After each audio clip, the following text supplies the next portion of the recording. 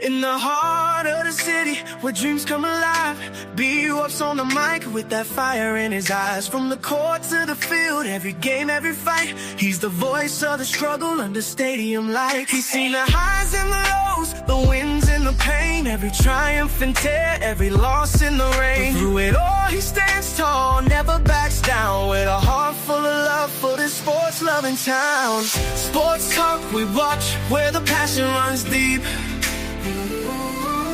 Every story, every glory, every promise we keep. From the love of the game to the struggles we face, he's the voice of the people in the sacred space. Sports talk we watch, where the passion runs deep. Sports talk we watch, where the passion runs deep. Sports talk we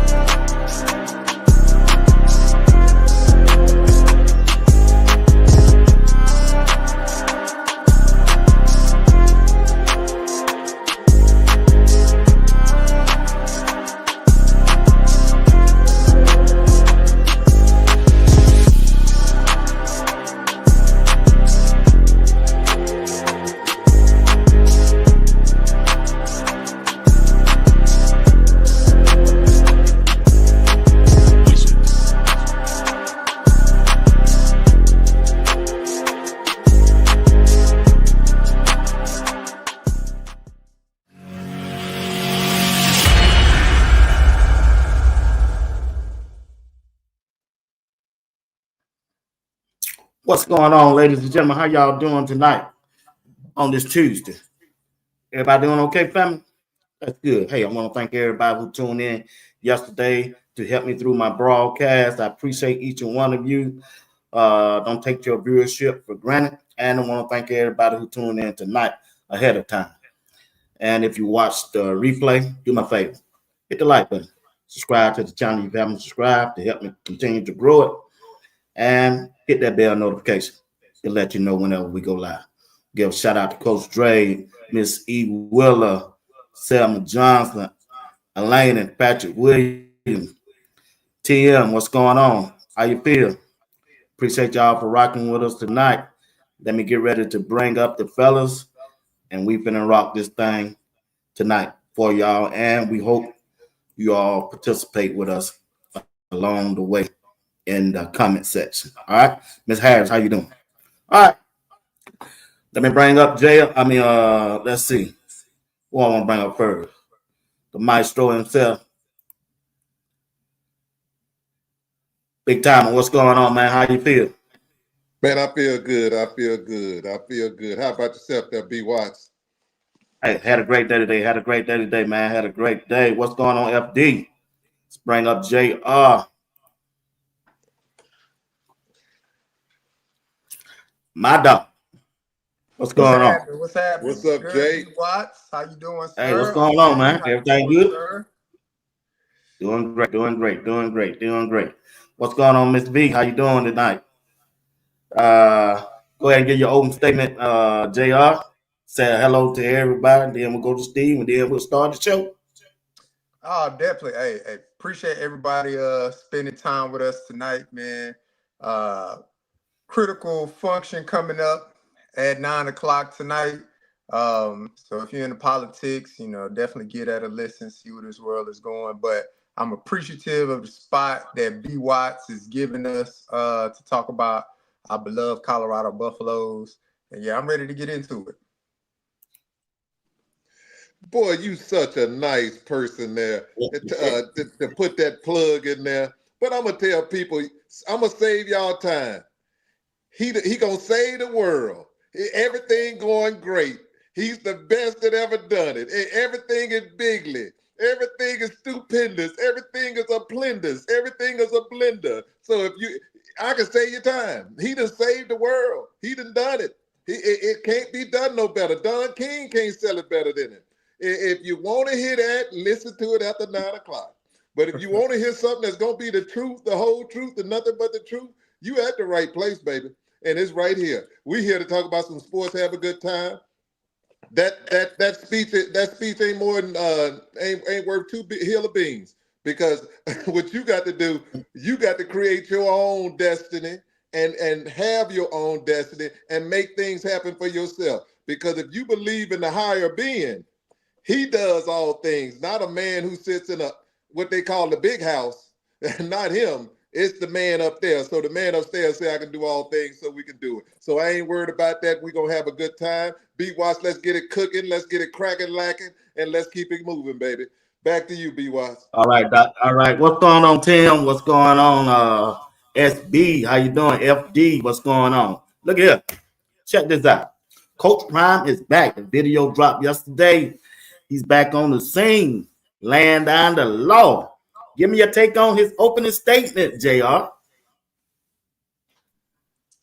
Man, yeah, Coach Prime, he back in full effect, man. Back like he never left, man. It was refreshing to see him out there, you know, with the new crop of guys. I think the last time he was really there was that opening session, kind of gave his words and things like that. But then he came back, man, and hit the ground running, and it quickly identified something that was a no-no on their, you know, uniform, dress and appearance standard kind of thing. But you know, he back. He liked what he's liking what he is seeing, the development with them with Coach Swayze. So yeah, it was good to have him back in the fold for sure. This is what I saw. I say, welcome back, Coach. But the problem is this. Coach Prime should have never had to cut that. he gets back from vacation and everything else he's doing, handling his business, doing all his projects, and he get back and have identified something that should have been self-identified by the other players. You had a guy to his right, you had a guy to his left, you had a guy in front of him and a guy behind him. And that ain't counting all the guys that walked into that building with him. They should have said, hey, we police our own. If you want a championship team, that's what you have to do. They can get mad, they can get glad, they can wipe their, it don't make no difference. But homeboy here, we don't do things like that. It should not take Coach Prime. And the next thing, Swayze in there. Swayze might not even been there, but the point being, his other people that he have, that should have been taken care of. Coach Prime should just come in there to teach and say what he got to say and move. He shouldn't be doing this. He shouldn't be doing it. He shouldn't be the one the disciplinary. Because if he's the disciplinary, what we're gonna have all sides. We're gonna have holding. We're gonna have all sides, and that's what you're gonna have, because they're gonna be used to somebody else controlling it and telling them what to do, instead of that big boy beside him say, "Hey, dog, we don't do that here. You need to tighten up on that. We trying to do something." So glad to see Coach Prime back and look like he lively too. Oh, he lively. Oh, he got some pep in his step. And the next thing he got, and I'm gonna kick it back to you, B-Watch, this one here. Coach Prime on a different vibe right now, man. He ain't holding back. He ain't got Shiloh where you have to sometimes tell Shiloh, get so mad at Shiloh, he got to kick him out of practice and then tell him Shiloh ease back on there. He ain't got that no more. When Coach Prime kick him out, they gonna be kicked out. So it's a different Coach Prime. It ain't a different Coach Prime, but it's gonna be a more strict Coach Prime than you've ever seen before. Back to you, B. Watts.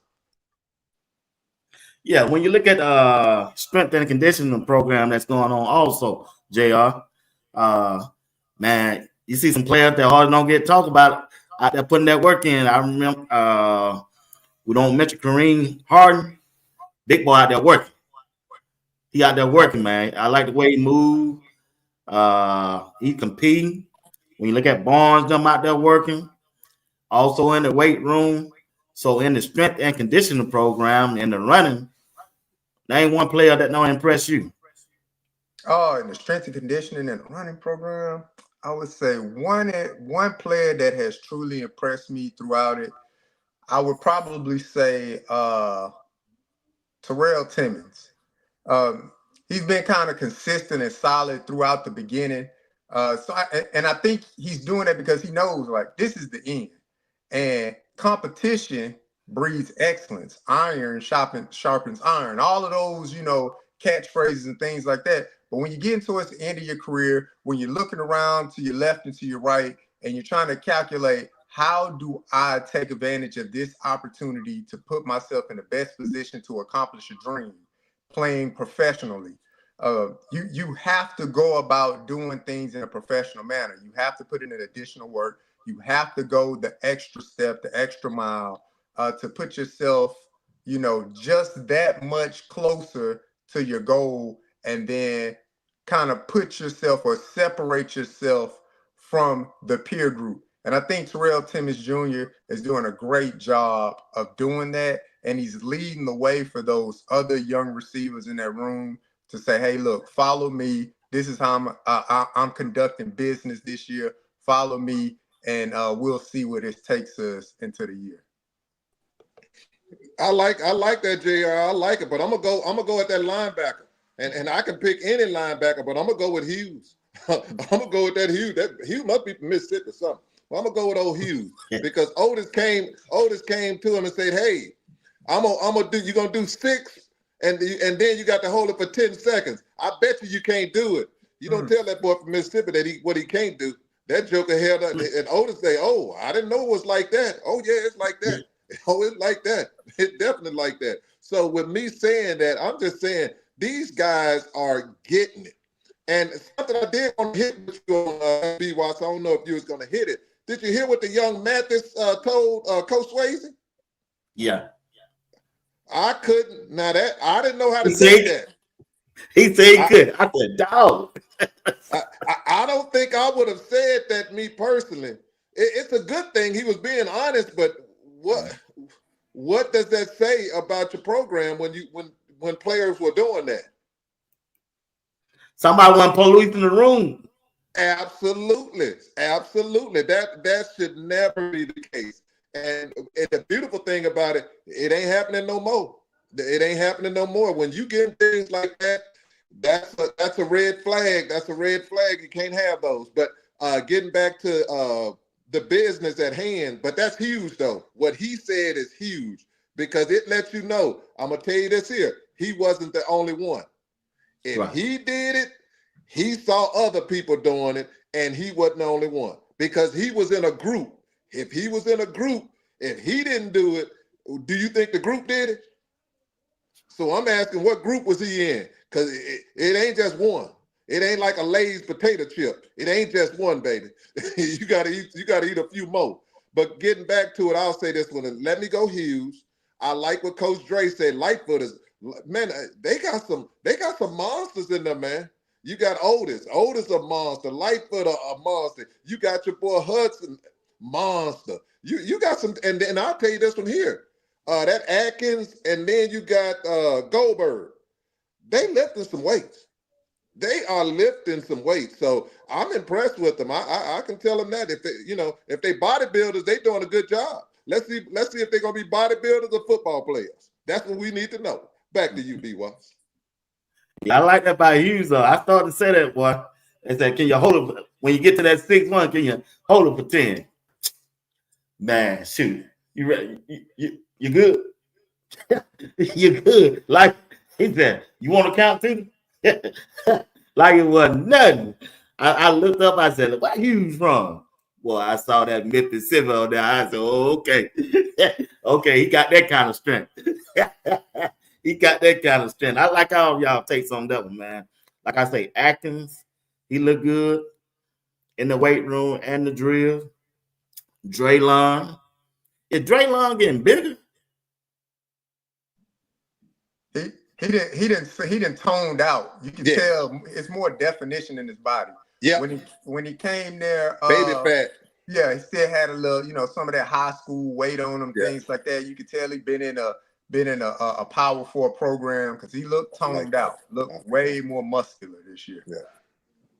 Yeah. What about ain't got bigger? You think they gonna slow him down?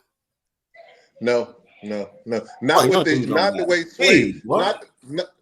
way Swayze is doing those speed drills. He's not going to be slow. I think O's going to be even faster because what you got to realize, if you look at O's high school and stuff like that, the high school he went in, I guarantee you, they didn't have no lifting program. They lifted, but they didn't have no program like IMG. So it's levels to this here. So when you're saying that the way they're sculpturing O and stuff like that, O gonna be faster because of the program he's on, and he's gonna be bigger, so he'll be able to take those hits. So it's a good thing O has that, because the offense they're gonna run, they're gonna be running schemes. So if they're running schemes, he don't have to run a 4-4. He just needs to be able to hit that scheme and run it correctly. He's gonna get to that open spot, boom, and they going. So they need to be doing crossing anyway. But back to you, B. Watts. Yeah, what I will say to that, as far as like the muscle that O has put on, like he never been a speedster. We saw that from his freshman year. He caught a little screen pass or something like that, and then the guy from USC kind of ran him down. So speed is not his forte, but being able to get off the line, that strength, that additional strength, that's gonna help him. So when somebody's trying to jam him on the line and things like that, being able to have that additional strength to move somebody, to body out a defender on 50-50 balls and things like that, because that was some of the issues that some of the Colorado receivers had last year, was getting off press man. So I don't think that's going to be an issue for O this year. He to put on the weight in the right way. Coach Swayze working on all their speed and enhancing their technique with running. So I think O going to be just fine with the additional muscle that he's gained on the offseason. Okay. All right. Appreciate y'all. Good take on that. Let's move to Warren Sapp, the trenches.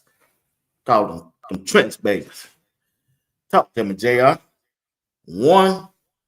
We're gonna start with one. I asked you for two, but we're gonna go around with one. I'm gonna give you my first one. All right. Who I'm looking for? Warren Sapp, to tune him up.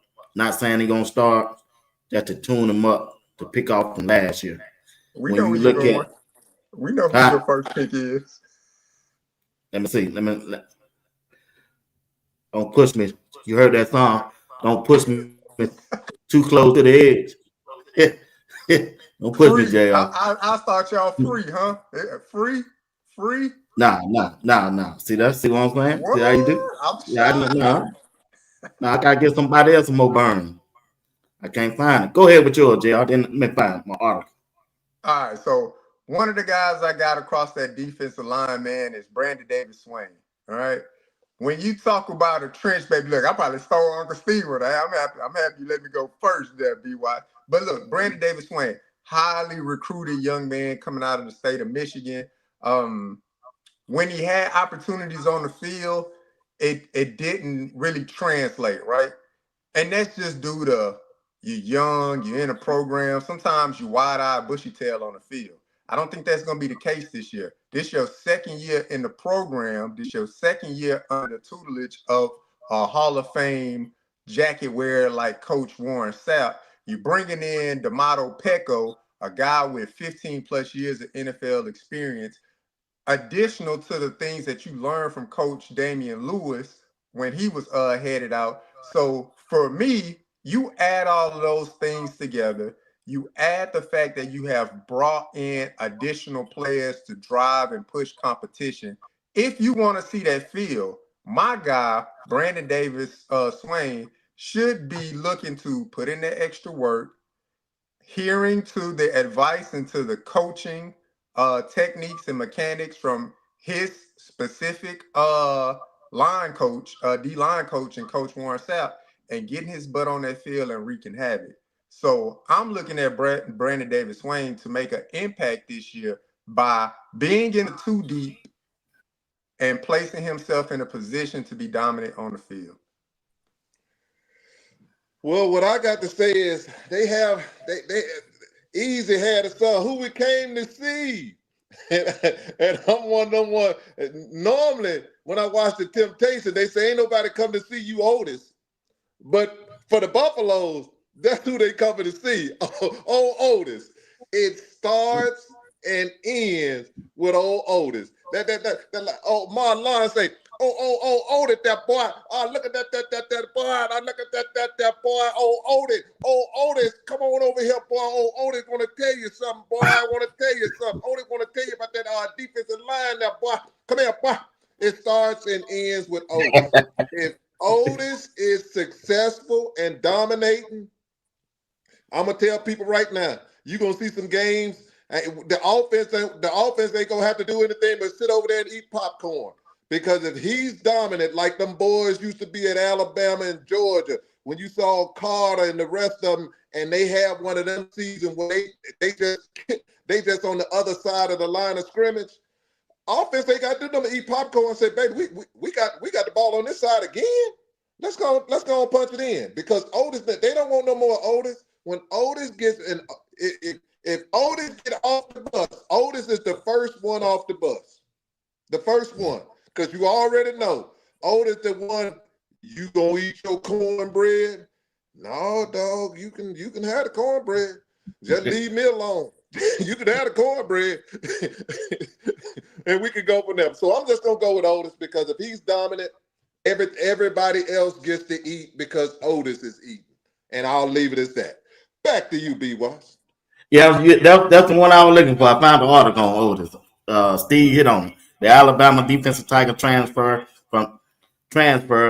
Jaheim Otis started 13 games and recorded 52 tackles, 5 pass breakups, and 1.5 sacks in 2+ seasons with Alabama before he got injured. He could emerge as a key piece at the heart of the new look interior defensive line unit at Colorado this fall under Coach Warren Sapp.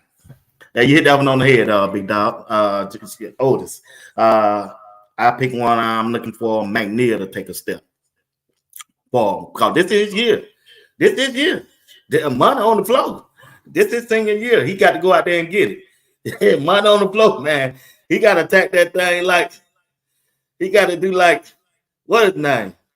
Boy, when Georgia Tech go out there, boy, you know he got to be like he got to treat that thing like it's a party, boy.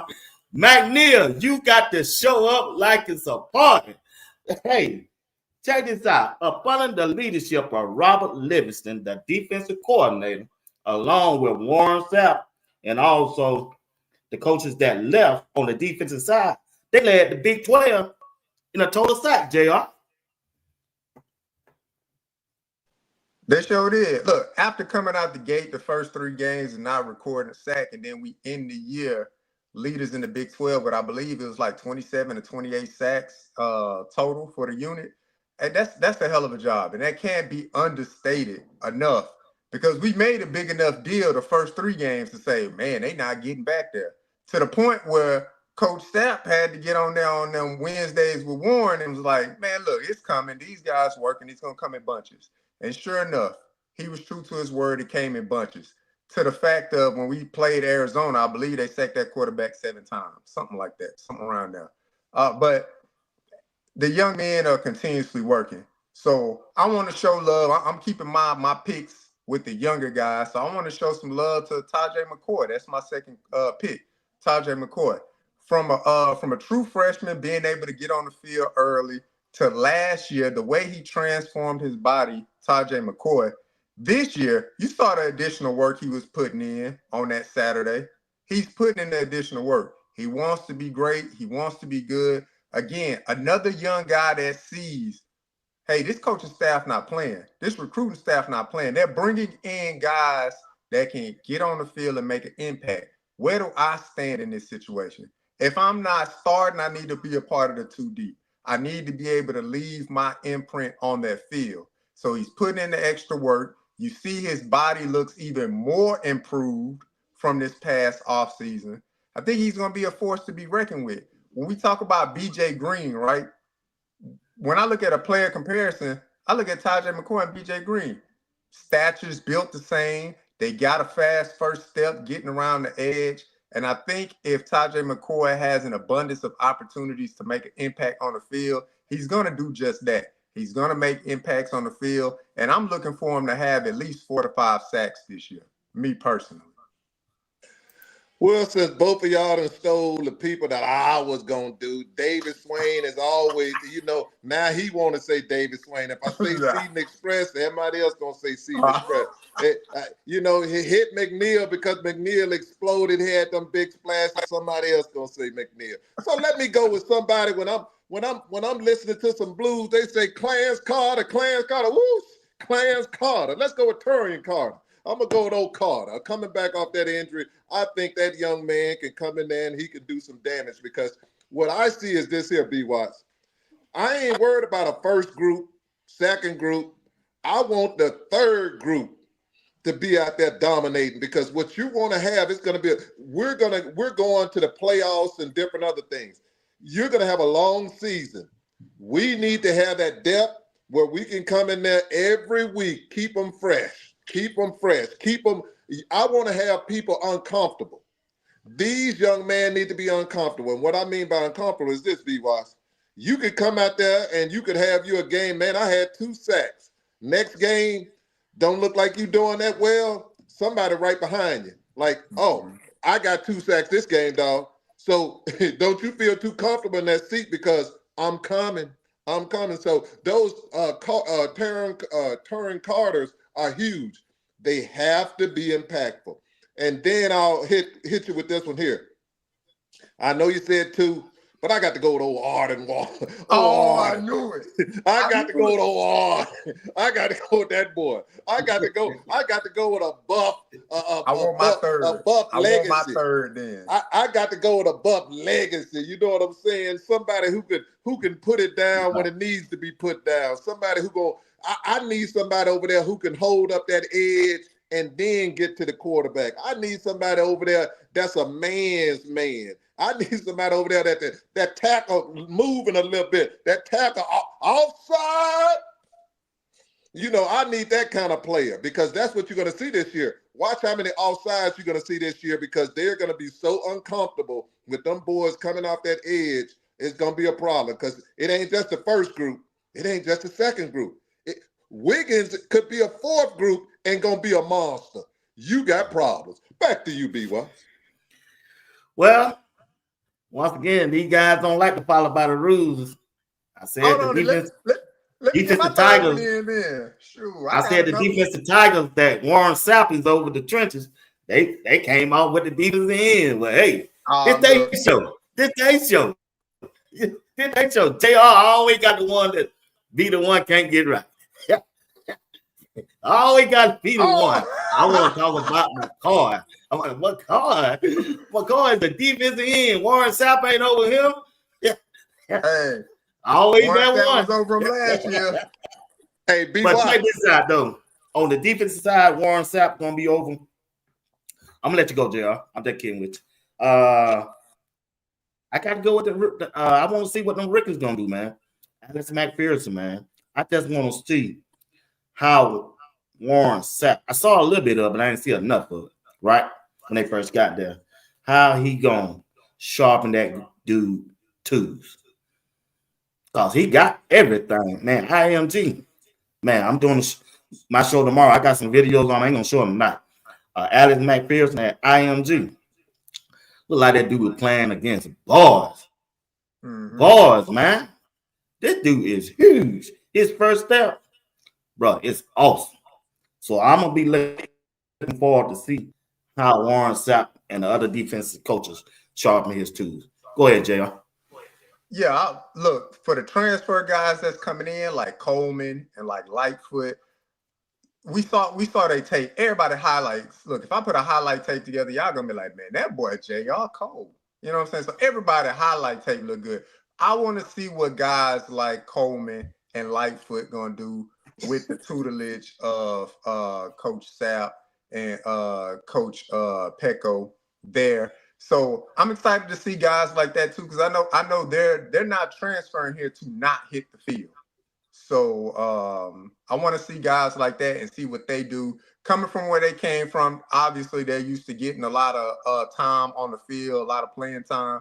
That's probably not going to be the case here. Probably going to be a part of a rotation unless you're just that dominant to be on the field for 3 downs. So you're probably going to be in a rotation. So I want to see what they do with their time. because their time is very limited. Some of these guys are coming in with like 1 year left. So if you want to make a big splash, that means you got to really work your butt off during this upcoming session, this spring session. And we're gonna see, because we're about T-minus 7 days away from it or something like that. You right. All right, JR. Appreciate that take on that. All right, guys, let's move on. We moving right along. Steve, get a chat a question to answer while I find my next topic.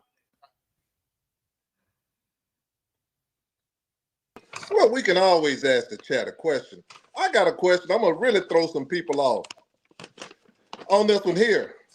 Chat, if you're starting a team, if you're the head coach of the Colorado Buffaloes, who would you choose to be your quarterback, to start at the quarterback position? Don't give me, I don't want to hear no, well, let go in training camp. No. You're the coach. That's coach. We got a game starting Saturday. Who would you put as your starting quarterback for that game? Put it down, chat.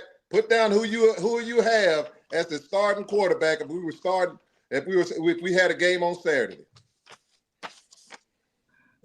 I'll give you my answer off the rip. That's for the chat, JR. He from Cedar Hill. That boy from Cedar Hill. From Cedar Hill, Texas. Hey, here we go, guys. Here we go. JR, give me your assessment of the combine with Jimmy Horn and LeJohntay. I'll start with LeJohntay. For LeJohntay, I think he put himself in a good position as far as like his measurables. Man, it's crazy. He taller than Jimmy Horn. I didn't see that coming, but I think he put himself in a pretty good position. LeJohntay is more quick than fast. That's something you see on the tape, but he was still able to manufacture a 4.46 in the time 40. So that's good as well. I'm pretty sure he'll be looking to increase his speed at the Pro Day coming up for Colorado. But he did very well in the hands drill. He was fluid in and out of the routes when they were doing some of the passing drills with some of the quarterbacks out there. So I think LeJohntay put himself in a better position. The production is obviously there, but when the NFL scouts bring you there, there's some things that they want to see. So they want to see, can you get in and out of breaks as a receiver? They want to see how your speed looks at the time 40. And I think LeJohntay answered some good questions. So overall for LeJohntay, I know when it comes to the rankings of the receivers and everything like that, I want to say they got him like 43rd amongst all available receivers to be drafted this year. So that's somewhere in the middle of the pack kind of thing. But for his size and his weight and things like that, I think he put himself in a good position to possibly hear his name called in April for sure. Hey, B. Watts, my answer is this one here. They did fine for the combines. I think LeJohntay did the best with what he did at the combine. But you also had, when they played in that game, Jimmy did the best when it came to that game that they East-West or whatever they went to. I think Jimmy was the one who really showed out in that training. But it's all about this one here. They just want an opportunity. When you get that opportunity, they got to do what Weaver did. They got to do what McClintock did for being able to get on with the Miami Dolphins and Weaver with Arizona. You got to take advantage. Because let me tell people this one here. Just because you get drafted don't mean you make the team. Right. Let me say again. Just because you get drafted does not mean that you make the team. Bill Belichick cut a whole lot of second and third round picks because they came in and they were lazy, and that person that he picked up that was undrafted was beating them hand over foot, and he cut them. And, that looks bad on your organization because that's why they don't want to do it, because they say you picked them. So if you picked them, how did you miss so bad? But as a coach, it's your job to put the best players out there so that you can win, not to validate my drafting. But with that being said, I think they did fine. What they needed to show, they showed. They showed that they have the speed that is needed in the NFL. Because let me tell people this one here: Cooper Kupp don't run a 4.3. What's the picker? His other receiver beside him don't run a 4.3, and all they do is catch passes. So it ain't nothing but a couple people run a 4.3 or 4.2. Ain't nothing but a couple people. That's few far and in between. So with me saying that, they did what they needed to do, and they will put themselves in a position to get drafted. And now the work begins. Once you're drafted, now you have to perform. You have to show those teams that it's my spot and nobody's going to take it. And I think both of them will do that. Back to you, B. Watts. Yeah, I think that, man, them 4-4, man, shit, that's bad to me. Man, I don't know what everybody else complaining about, but, I understand people put emphasis on that 4-4 when it comes to the combine. I said, shit, they ain't running no track in the NFL. Not to me. long you get that ball and go with them shoulder pads on. That's all I want.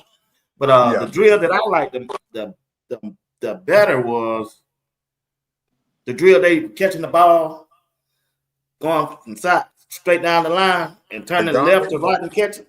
I forgot what they call it. Yeah. The gummy. Yeah. That's the drill I want to see them do good in. But to me personally, like I said yesterday, it sways they had to train them. And if they really wanted that 4.3, they would have got that 4.3. Yeah. I would say for Jimmy, for sure. Jimmy definitely looks faster on tape, faster game speed and things like that. So as a fan of Jimmy Horn, I was a little bit disappointed to see like, oh man, 4.4, like you said, let me put this out there, people. 4.4 is still a fast time. 4.46 is still a fast time. I'm not saying the young man's slow. As a fan, as a follower of the team, me personally, I was expecting him to run faster. That doesn't mean just because you run fast, you get drafted. But what that does tell NFL evaluators it's a copycat league. All right, we got a guy that does this, and he got these measurables. Maybe we can get this guy on our team, and he can do what that guy is doing. But what I liked about Jimmy, he still came out. He took advantage of the opportunity to be there. So one, you get the opportunity to be there. So put what you need to put on tape. Jimmy got some homework to do, ladies and gentlemen. He's going to go back to his pro day, and I guarantee you he's going to improve on certain things. And that goes with going to the combine and learning. Maybe nerves got the best of him, whatever the case may be. But you take that information in, because every day is not going to be the best day. But he had a decent day. You take that information in, you take that back to your pro day, and now you understand, I got to work on this. This is what I need to work on.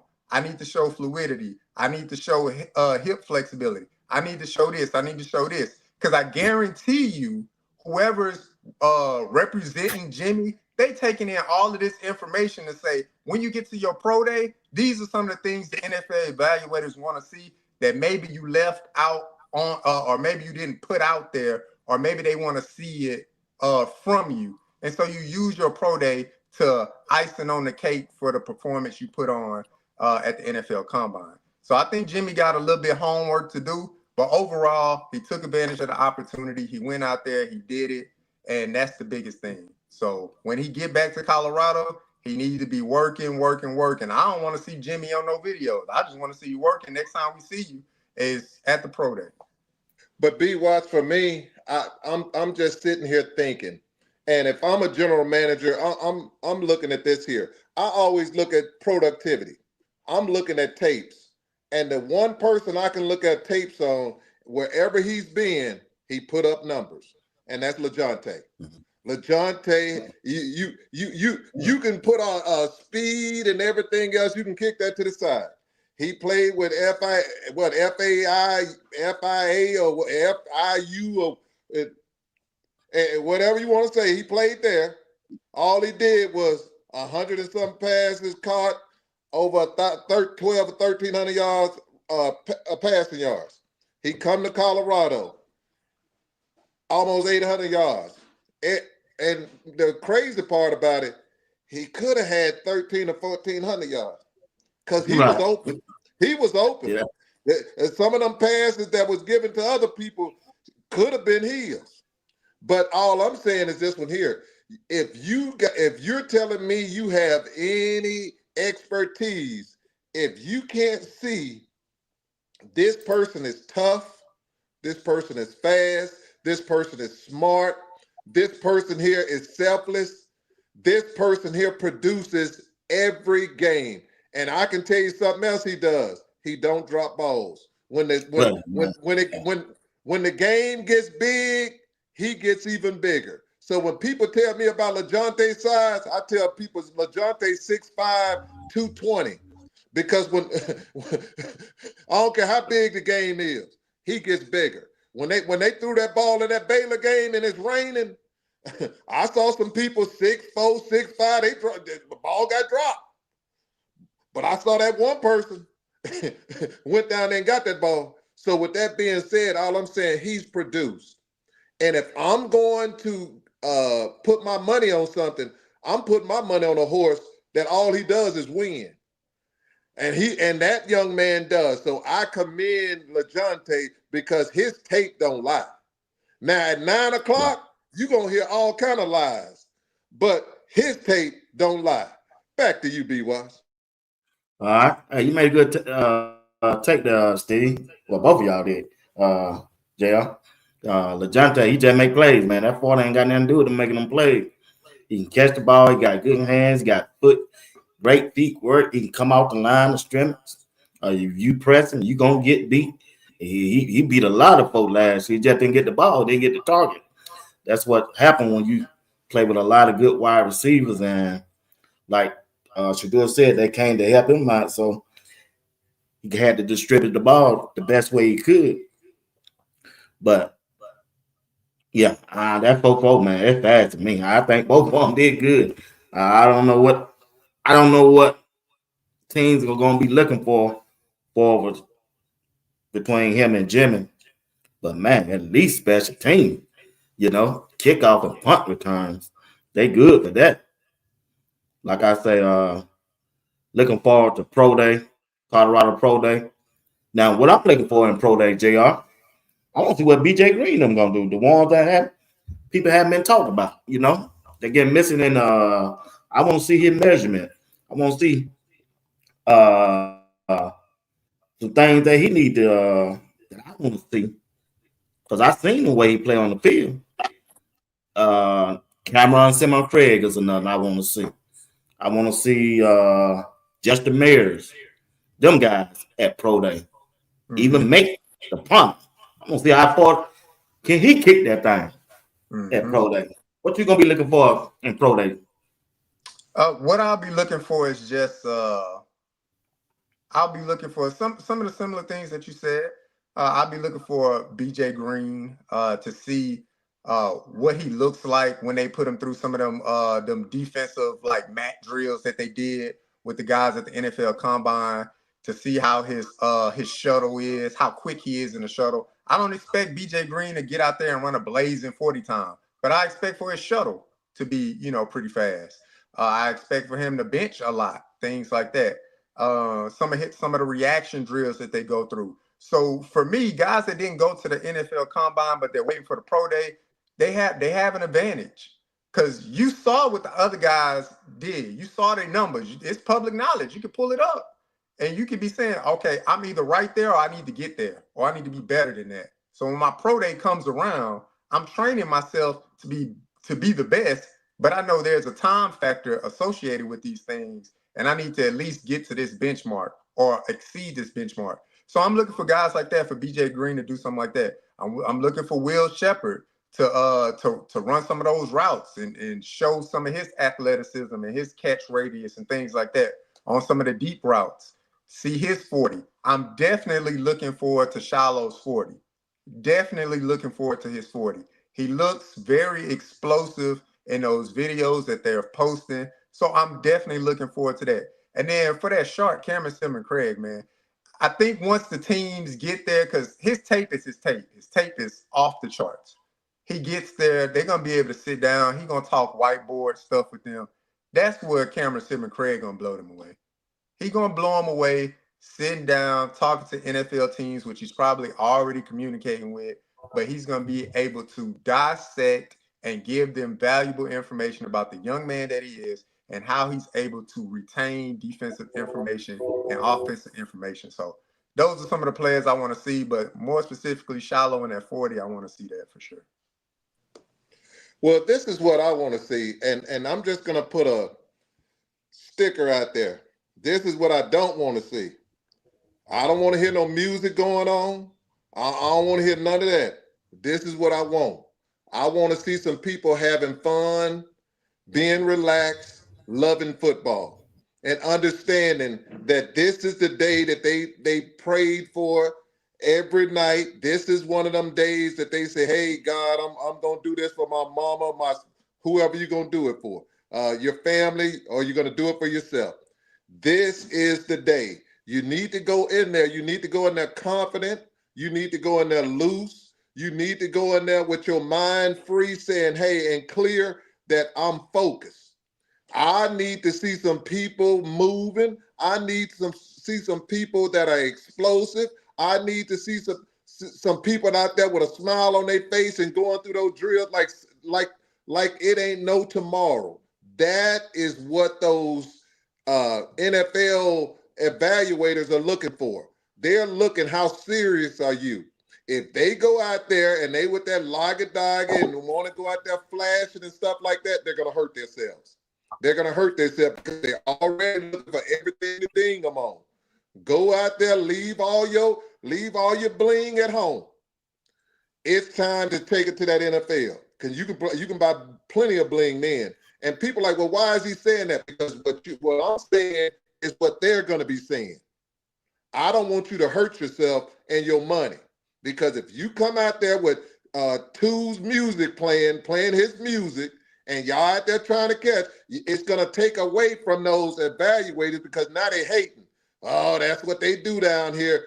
Don't give them nothing to talk about. Have them talk about your play. So that's all I'm saying. So people who hear me, hear me. Other people are going to be like, well, why is he saying that? It don't work like that, homeboy. It don't work like that. When you're dealing with billionaires and it's their field and it's their game, play the game the way they play it and go from there. And once you get your check, once you get that guaranteed contract, then do what you want to do. But not until then. Get your money. Get your money first. I always get my money first. Once I got my money, then we can talk. We can talk after I get my money. But I don't talk until after my money in my bank account. Now, I don't take checks. I take that routing. When it hit my routing number, that's what I take. But I'm just saying, it should be about business, baby. That's what I like right there. NFL is a business, and they should take it as a business. Back to you, B-Watts. That's a good take. That's you hit them that on head, but give me my money first. Y'all keep that music. I ain't wearing no gold chain, no diamond chain. I'm finna get out here, turn up, and I want my money. You know what I'm saying, Steve?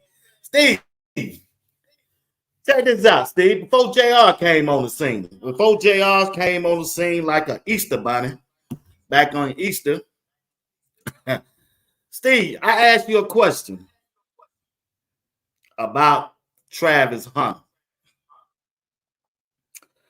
Coming up to Pro Day, JR, if you're a team that want to interview Travis Hunter,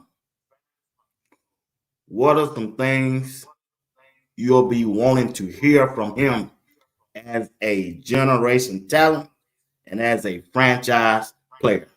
I'm going to play a snippet, about 30 seconds, from a previous broadcast that I did with Steve, Uncle Steve, as y'all call him. Yeah, E. Willis there, Easter Bunny. Yeah. Yeah, he popped up on the scene. Yeah. So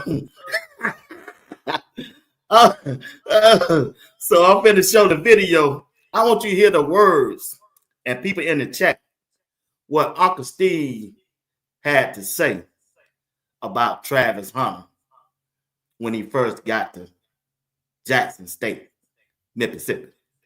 Talk to us, Steve. Travis Hunter brought a talent to Mississippi that we ain't seen before. Travis Hunter different. Yeah.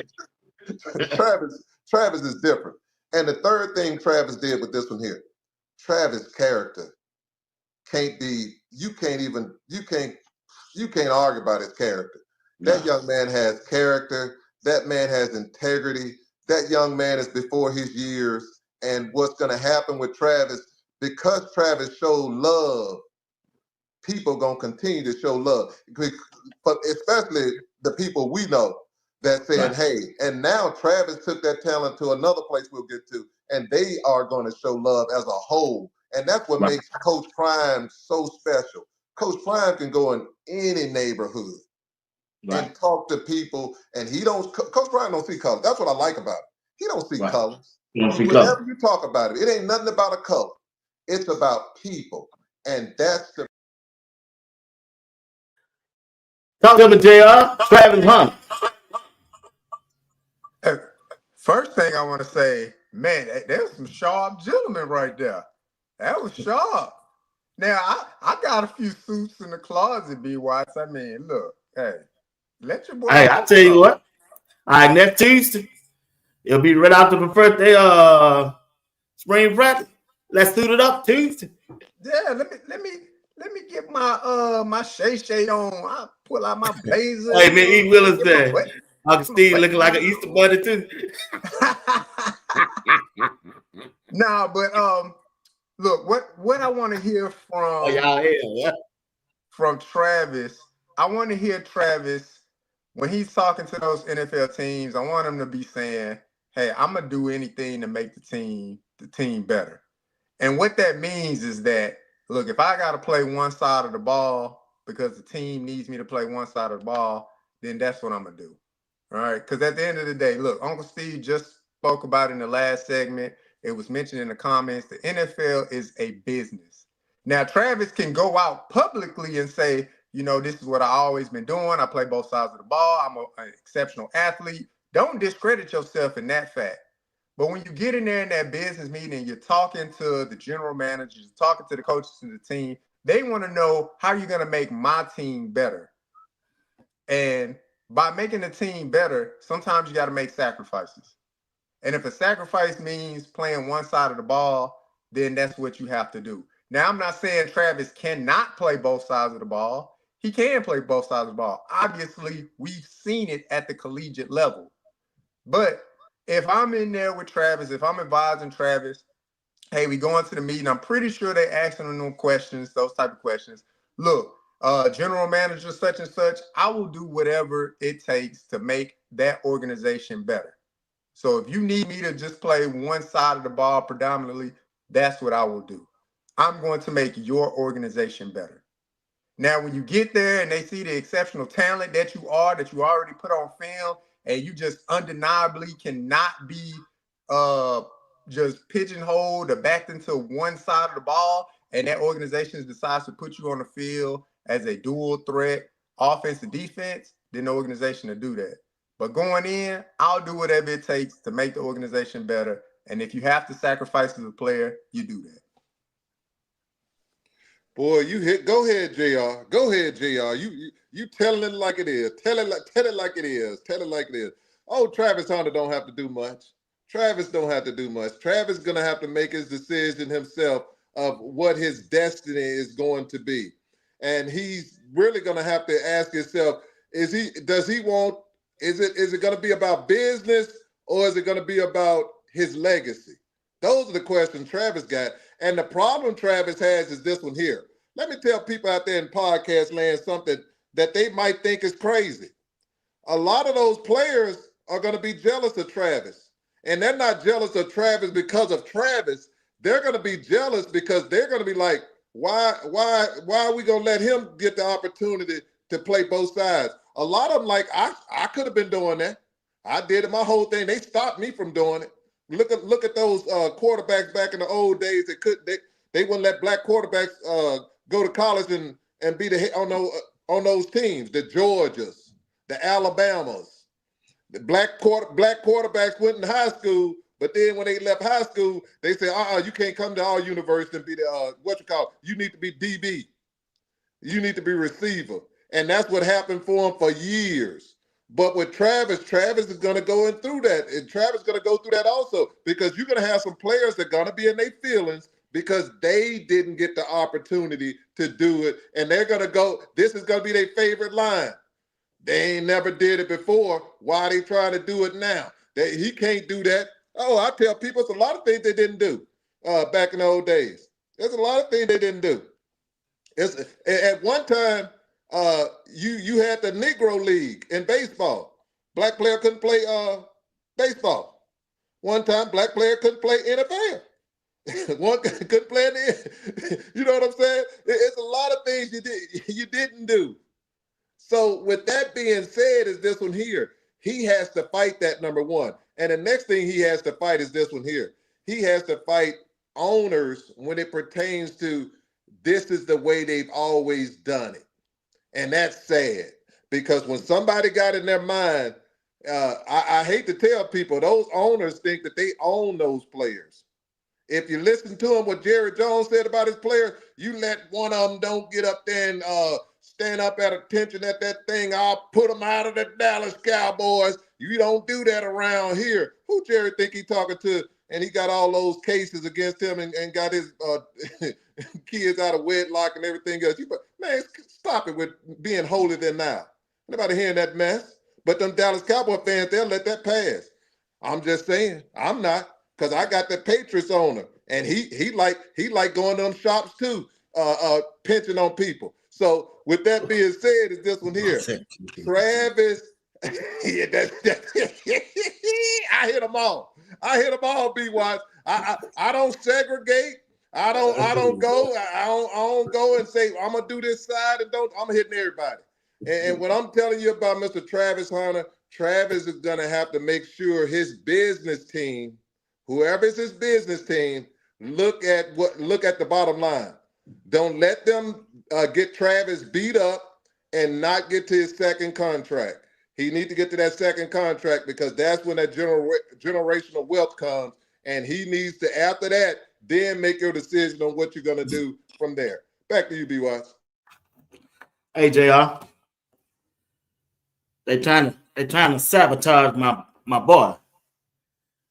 Shadeur Sanders draft stop over there on X, media outlets. Only thing I want to know is, can he play? I don't care about his hat turned to the side, them diamond chains around his neck. Hey, when the Detroit Lions head coach came to the podium, his last interview, he had his hat on just like JR. But guess what? He was a winner. He was a winner. Cam Newton, when he got ready to come to the league, he said, I want to be an entertainer and an icon. They drug him through the media. Guess what? He was drafted number 1. Baker Mayfield, they drug him through the mud. He don't act like us. He act like us. Guess what? Draft number 1. You want to know who doing this? Johnny Manziel. Yeah. You don't know what the owners say. Hey, you don't act like us. Who you acting like? Us. Still draft. Got their money and left. They paid about 2 or 3 years and left. So when you look at Shadeur, they say he brashing. They say arrogance in the interviews. Well, you gotta look at it both ways. Maybe he just letting you know he don't want to play for your organization. You ever thought of that? You know what I'm saying? Hey, Coach Ryan said, hey, don't let my confidence scare you, bro. He been trained by the best. So when you look at Shadeur Sanders and the way they're doing him, What's your think about the situation that's going on? Man, this the messy game of NFL politics before the NFL Combine. You got all kind of things going on, man. You got other agents that know coaches, that want coaches to put out bad things about players to help their player that they're representing move up in the draft. You see all kind of crazy things, man. I'm wearing my hat like this, B. Watts, because I knew this segment was coming up. This shout out to two right here. This why I'm wearing my hat like this, B. Watts. This why I'm wearing my hat like this, Uncle Steve. Shout out to two, man. Do it your way, young man. Your tape is your tape. When you go to that Colorado Pro Day, it's going to be your script. It's going to be something you have worked on and rehearsed hundreds of times. You're going to go out there and you're going to shine. And when that NFL draft come around, they're going to call your name. You're going to be with your family. You're going to say your words to that camera. You're going to hop on a plane and you're going to go to an organization and you're going to change that organization's outlook. That's what's going to happen with Shadeur. That's the type of player he is. So all of the negative stuff, that's a part of it. That's like politics. This is exactly what it is. It's NFL politics for every scout, reporter, NFL pundit on this network, on this social media site. You're going to have somebody saying something good. You're going to have somebody saying something bad. You got agents in between pushing the narrative for players that they represent to create space and opportunity for the people that they represent. So you got to understand that's a part of the game. And Shadeur's part in this is to be prepared for that pro day. He going to go there. He going to show out. And that's going to be it. JR, you just doing like you doing like them old Mary Jane girls. You ringing them bells, boy. You ringing them bells. They say you can ring my bell, ring my bell, ring-a-ling-a. Hey, this is what I see is this one here, B-Wise. Who is they? That's all I ask. They say they. That's one person made a comment, and then they did a little research on that person, then come to find out that person has some biases against young black men, with not just young black men, but players getting all that NIL money. He had an issue with that. He didn't like the fact that those young men now getting all that NIL money. See, you have to do research. I tell people you have to follow, you have to peel the onion back. And the next thing I'll tell you is this, B-Watts. When you go into an interview and they ask you a question and they ask you, why do you think you're the best person for this here job? Are you going to say, well, I'm really not the best person, Bob.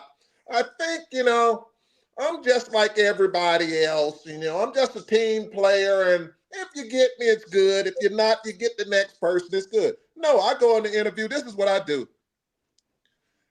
The reason I think I'm the best person for this here job is because of this one here.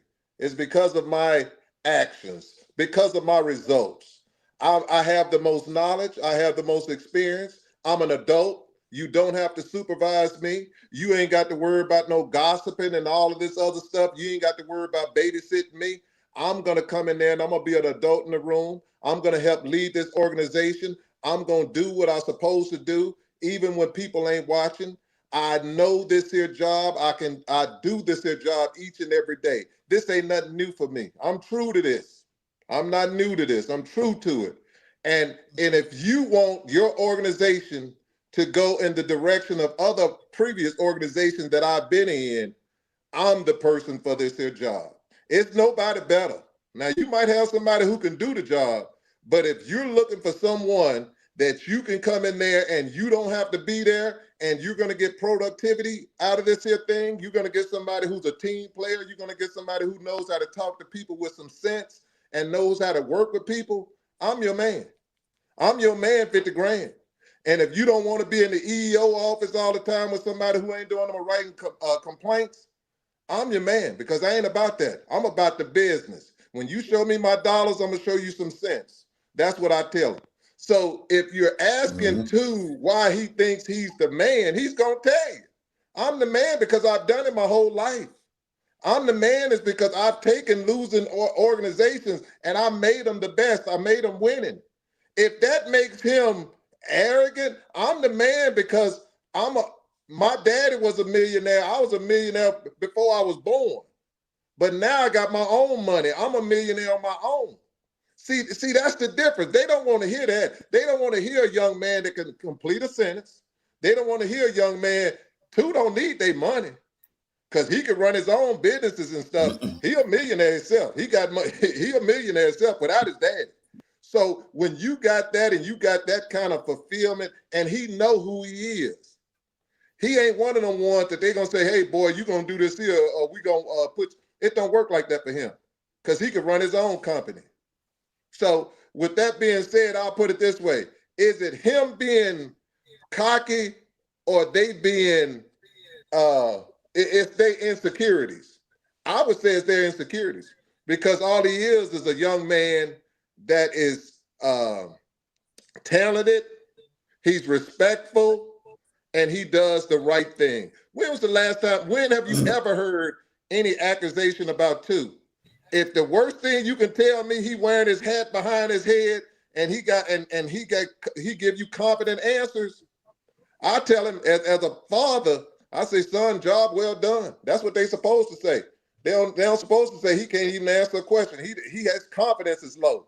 No, his confidence is very high. It's a quarterback. When he have bad games, what you want a quarterback? Oh man, our game suck. I don't know what I'm gonna do the next game, Bob. Can you help me?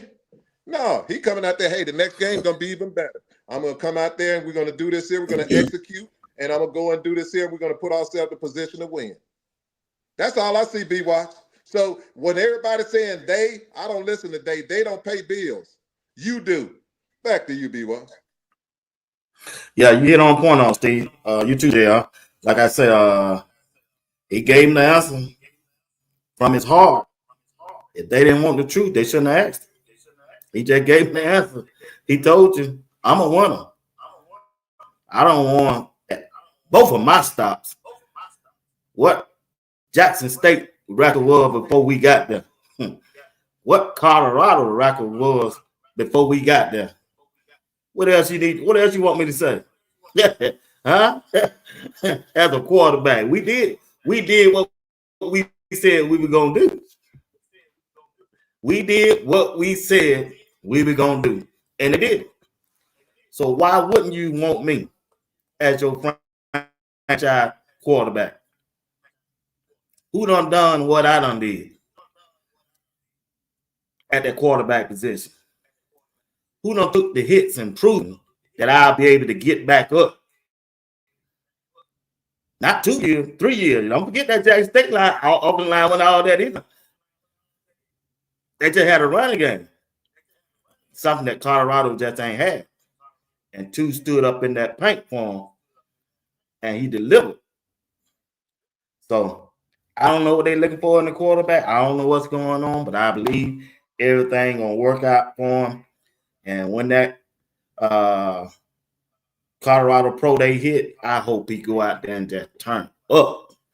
That's what I'm expecting. That's what I hope. Speaking of the running game, JR, I'm gonna hold y'all about 15 more minutes. I'll let y'all go. The running game for Colorado coming up. What's your expectation? Have you changed your mind yet? B-Watch, you know my expectation, man. We getting 1,000, man. 1,000. 1,000. We getting it. Like it's happening. I mean, Isaiah Augusta, it's happening.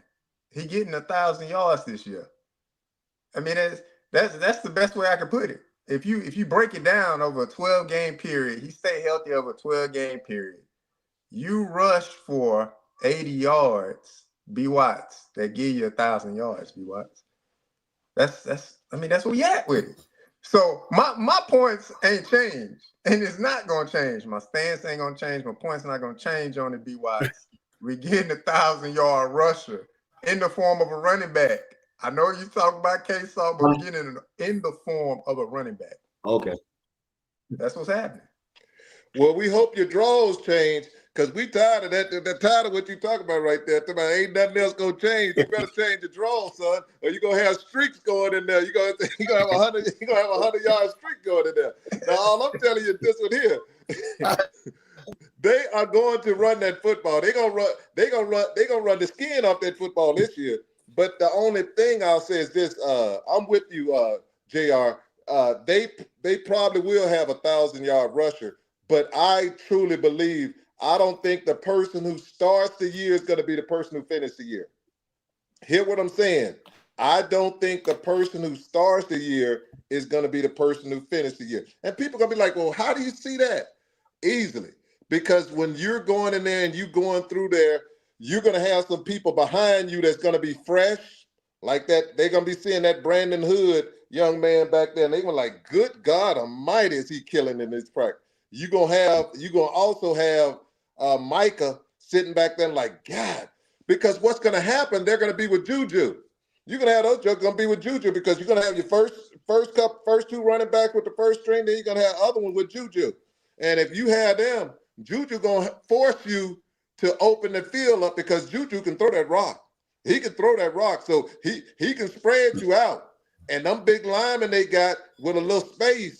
It's going to be some problems, especially if them linebackers ain't hitting like they supposed to. It's going to be some issues with them running backs. So where I'm going is this one here. They're going to have I think as a whole, they're going to have a very good running game.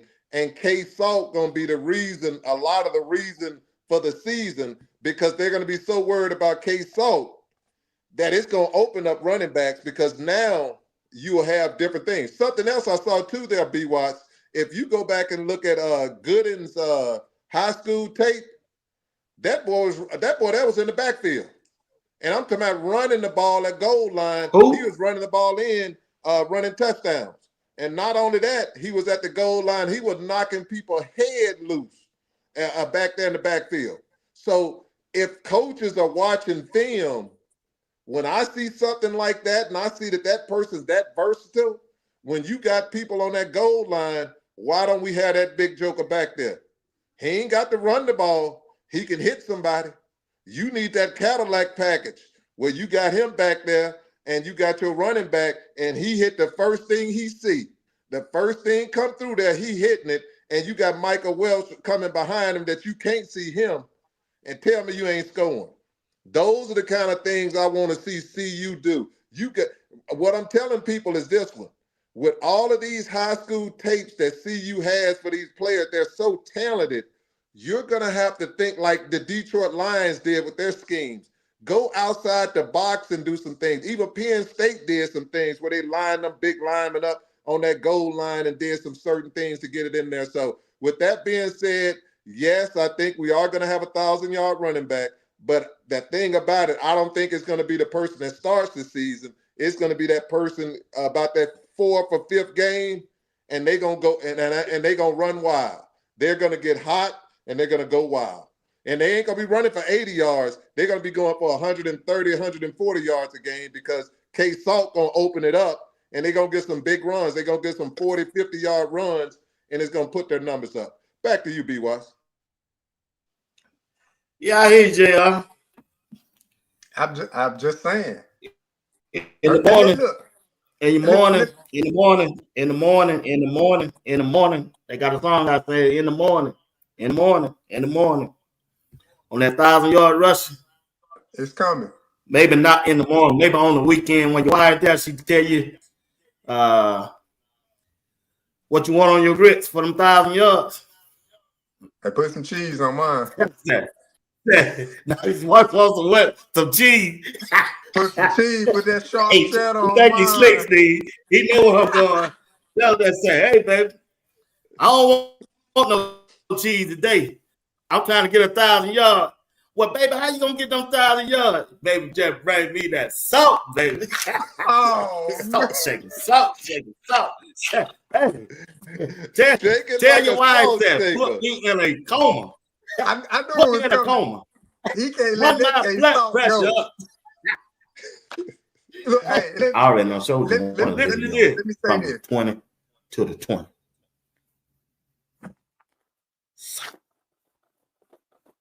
Boy, run my blood pressure up. I ain't never been in an emergency room. Send me there. After the year we had at 9-3, we should have went 10-2. Boy, look at him. I don't want no pepper. Coach Pride, nothing but salt on the Big 12. Let's shake it off. Shake it off. And pack it under my feet. That ain't salt, boy. He gonna have people in the stands with salt, with some salt in the sand. Hey, JR, tell you why I don't want no cheese today. Run my blood pressure up. Put me in a coma. Hey, look at him. Look at hands and feet gonna be swole up. I give a shout out to my dog, man. I gotta give a shout out to my dog, man. Colin Moore over there on Life and Football. I ran across his broadcast today at lunchtime. If y'all tuning in, I think he done started another channel, Colin Moore College Football in Texas. I didn't even know. I seen it today. I gotta give him a call. If you haven't subscribed to Life and Football, Colin Moore, and the things he got going on there. JR, we talked about that defensive end, right? 5 more minutes, I'm gonna let you go. Defensive end. Talk to him on defensive end. Who other than McCoy? I think you gave McCoy. Yeah. What's your thinking on Keaton Wade and Sam Okaloka? Look, before I go too far into that, let me correct myself. You be having some ghost watchers, man, and they be trying to critique and all of that stuff. So it's 83 yards, y'all. 83 yards a game, and you get 1,000 for a running back. So 83. All right. But what I will say is that for them boys, Keaton Wade and Sam Okunlola, they both stand 6'4", 245 pounds. They some bookends, man. They got an NFL frame when it comes to a defensive end, So 6'4", 245, their stats were very similar. I want to say maybe Keaton Wade had more total tackles. No, Sam Okalola had more total tackles, but Keaton Wade had more sacks. They were off by like one. One of the players had 4, one of them had 3. I can't remember which one, but y'all can fact check that for me. But what I'm saying is that I expect those young men to be steadfast and be a force on the end. Steadfast and be a force. Holding their responsibility, maintaining their gap integrity, maintaining the edge of their defensive line to force feed everything back in so we can clean it up with them big trench babies that we got in the middle. That's what I expect. And then when we're playing a team like Arizona that just going to go back there and sling it, I expect for them to get off. I expect for Keaton Wade to have 3 sacks. I expect for Sam Okalola to have 2 sacks like they did in the Arizona game. Those young men know how to play football. Keaton Wade got out to a slow start just due to injury, but when he got on the field, he made the best of the opportunity. Sammy O was consistent throughout the year. We just need more from you now. Consistency is not enough. We need more this year. I expect more. As a fan, I expect more this year from those players. I expect more. So, like I said, measurables the same, 6'4", 245. I just don't want to wait to no 3rd and 4th game to get no sack. Nah, man, they should be coming out the gate getting it. That's what I'm talking about. They should be coming out the gate, getting to it, getting active the first game. You're not learning anything new this year. I mean, Coach Pecco coming in, there may be some similarities, but look, guys that were already there, Coach Sapp and Coach Hilo were already there. So I don't think the terminology is going to change too much as far as responsibilities and keys of what they're supposed to be doing. So I'm expecting them to start off fast. That's what I'm expecting, B. Watts. Those 2 guys going to have a big year for this team. Well, JR, I liked everything you say. The only thing that I will kind of disagree, I ain't gonna disagree with what I'm not worried about is starting out fast. I'm not worried about what you're starting out fast as far as sacks because it's about doing your job. You said it at the beginning. Alignment assignment, keeping people in front of you who need to be in front of you, and controlling your gaps and things to that nature.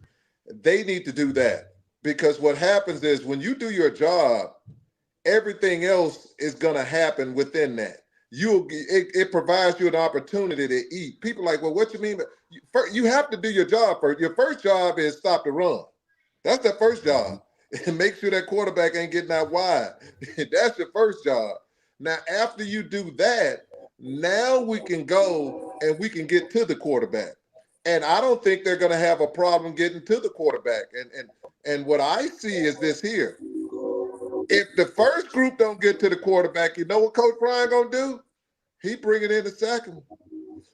If the second one don't get to it, Coach Brian got a third group. Can you imagine a third group where you got where you got Wiggins and you got Wade, and then you got Samuel, and you got McPherson, and you got Merritt. It's the who's who. And I'm like, when you got that kind of defensive prowess back there, it's hard. And the key is this here, B-Watts. They get to eat because they got the best defensive backs in the game. They got the best defensive backs in the game. So they're going to give you, the defensive backs are going to give you another 1.5 seconds. And that's it. 1 second is all you need. You need half a second is all you need. But if they're going to give you a second and a half, homeboy, they should be full. They should be back there putting money on the floor, picking the money up, putting it in the stripper, what to call it. You know, she got a little thing right there. You have to put the money in. JR tell you about that. You know, if the missus ain't there to slap them upside the head, but she'll tell you they got a little thing right there, a little band. You put the money in there. I don't know nothing about that because all the money I put is in my pocket. I might throw a quarter or something, but I ain't, you know, I put change. I ain't putting no money in there, JR. I put money. But with that being said, they get to eat. And if they don't eat, the person behind them don't eat. So it's a lot of competition. And when you got competition, it forces you to make sure you're doing your job correctly. Back to you, B-Wash. All right, guys. I appreciate y'all tonight, man. Good show as always, man. First of all, first time looking at Steve one-on-one. Steve, appreciate you for Sunday. You and Coach Dre, the job done, man. I appreciate y'all. Like I said, I got him about 15 minutes late. She said, you gonna? I said, nah, I'm just gonna sit back here and get my popcorn and watch this show. They finna get ready to put on. So, and they did put on one. Once again, man, I appreciate you and Coach Dre for filling in for me on Sunday. I had to go to two friends of mine, but I appreciate y'all. And don't forget to tune in this Thursday. Greg said it in JR. I do my solo on tomorrow and Saturday, and be back with Coach Dre. If nothing don't come up on Sunday, I might have to give you another call. Still, I don't know. I'll see. But appreciate you. I heard you say you had something to do with your kids or your nephews, and you still did the show. Now I just want to let you know how much I appreciate you. JR, give us your last word, and we can take it around the horn, man. Oh, man, be wise. Always, man, I appreciate the time, man. Uncle Steve, I appreciate the conversation. This is what it's about, man. We getting closer and closer to that stream, and them pads gonna start popping. So it's about to be exciting times, and it's gonna be with some faces that we're familiar with, and then it's gonna be a whole new cast of characters. So get your popcorn ready. We'll see what comes of this. But I'm excited, man. I'm excited to get to March 11th. I'm excited to have more dialogue to speak about when it comes to the University of Colorado and that football team that Coach Prime is putting together. He's crafting. So again, B-Watts, I appreciate the time, man. And man, my thoughts for sure, my prayers for sure to you, man, and your friends and their loved ones, man. So sorry to hear about that. Appreciate it. Always, man. Definitely condolences and prayers always goes out to you, B. Watts, because I tell you, boy, I tell everybody out there in podcast land, that's why we smile around here, because you never know when it's gonna be your last day. And I tell people, my first day is my best day, and my last day is gonna be my best day, because I've enjoyed myself on this earth. I've been places, I've seen some things, and I've done some things. And I tell people, and I've done it with a smile on my face. And I'm gonna keep on telling people, enjoy yourselves. And it's a true pleasure coming on your show, B. Watts, because if I ain't tell you once and told you 20 times, your people out there in podcast land are good people. And that's the only reason I come on here. Because if they weren't good people, I got plenty of things to do. When I tell you I got plenty of things to do, I got plenty of things to do. And with that being said, I just enjoy the people. You had Miss Johnson, you got Miss Phyllis out there, you got Miss Selma. You just got a whole plethora of people out there. Rev, you got Rev out there. They are fantastic. They truly have joy in their life, and it's good to get on here and to express yourself. And it's here to see them in the chat. That's what makes it fun for me. And I just want to thank them and applaud them, Coach Dre and all the rest of them, Rob the man, JR, you the man. Yeah, people need to be saluted. Get your flowers now. I don't want to give you your flowers when you tell me we got to go somewhere. Let me give you your flowers now, because this is when you deserve it. So you deserve it now. I salute all you wonderful people out there. Thank you for giving us the opportunity to listen to us. And God bless you. And please don't turn on your TV unless you want to hear some Ted. He going to be on that liquid gold. So let that stuff go. Y'all have a good one, and as always, a pleasure. Back to you, B. Watts. All right, guys. I appreciate y'all, man. Y'all take care of yourself. Appreciate the chat. Y'all #1 in my book. Appreciate you for your support. Until tomorrow night at 8 p.m. Eastern time, y'all be blessed. Appreciate it, JR. Steve. I've been through 6 different OCs, so I'm able to adjust to any offense and every scheme and make it work. We went from Jackson State to Colorado and changed 2 programs back to back. So you don't think I could come to an NFL franchise and change a program again? It's history. We done it again. It's always going to repeat itself. Possible. There's no way possible you're going to be able to get in the shin and run, because your body is going to be at what position as you're sprinting? Straight up. Lay out. Trust me. Lay out. I got you. Drop your hips. I'm going to let you go this step. You see what happened? You have to be in that position to run your best. DEION is he's an elevator. Mm-hmm. Most people he's an elevator. He's going to elevate you as a person, and he's going to force you to elevate your life. Mm-hmm. And that's what he does. He lifts people up. A lot of the times the light may look like it's shining on him, but really he's shining a light on somebody. Pay attention to what he does. We're good friends, and whatever I can do to help him out, I'm gonna do. Look, I love the celebrities he's bringing in, even Warren Sapp, all these guys. It's just incredible to sort of see. Understand why he's bringing them there. It's not for just their celebrity. It's so these kids can understand you got to bring people around greatness and have them see it, touch it, taste it, for them to believe that they can become it. Listen.